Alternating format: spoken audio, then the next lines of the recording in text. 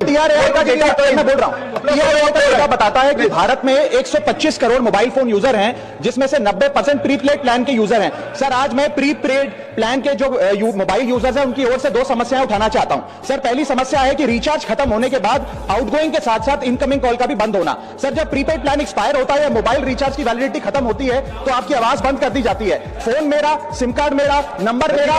तो sir, recharge खत्म होने के बाद आउटगोइंग कॉल बंद होना समझ आता है, लेकिन इनकमिंग कॉल बंद होना सरासर मनमानी है। सर, हमारा मोबाइल नंबर आज हमारी डिजिटल पहचान बन चुका है। एसेंशियल कम्युनिकेशन जैसे कि UPI payment, banking OTP, train ticket OTP, PAN Aadhaar authentication, interview का कॉल, हॉस्पिटल का कॉल, मां बाप का गांव से कॉल, तमाम चीजें इनकमिंग कॉल और इनकमिंग एसएमएस से आती है और वो इसलिए बंद कर दिया जाता है कि इंसान एक रिचार्ज कराना भूल गया।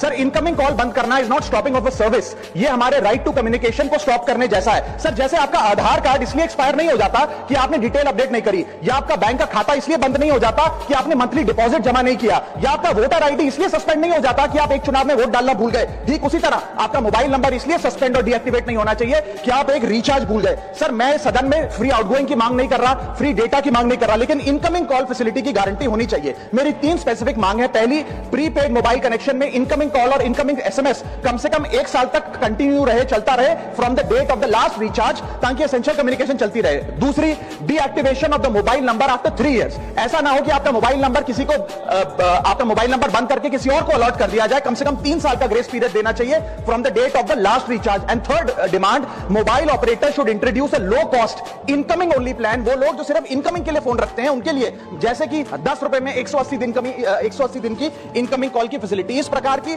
स्कीम्स मोबाइल ऑपरेटर को लानी चाहिए। दूसरी समस्या जो प्रीपेड कस्टमर्स फेस करते हैं वो है टेलीकॉम ऑपरेटर का 28 दिन का मंथली रिचार्ज। साल में सर महीने 12 होते हैं, लेकिन 28 दिन की रिचार्ज के माध्यम से 13 टाइम्स रिचार्ज कराना पड़ता है। कैसे सर? 28 दिन into 13 times is equal to 364 days. ये एक बड़ी क्लेवर स्ट्रैटेजी है जिसके चलते आपको फीलिंग 30 दिन की देते हैं, लेकिन आपसे डीलिंग 28 दिन की करते हैं। सर, दुनिया में हर जगह बिलिंग साइकिल कैलेंडर मंथ के हिसाब से होती है, 30 या 31 दिन। आपको मंथली सैलरी, लैंडलॉर्ड का रेंट, बैंक की ईएमआई, बिजली पानी गैस का बिल, तमाम चीजें 30 या 31 दिन के महीने के हिसाब से होती हैं। लेकिन ये मोबाइल ऑपरेटर, टेलीकॉम ऑपरेटर 28 दिन के महीने के हिसाब से आपको रिचार्ज प्लान बेचते हैं, ताकि साल में एक अतिरिक्त रिचार्ज आपको मिल जाए।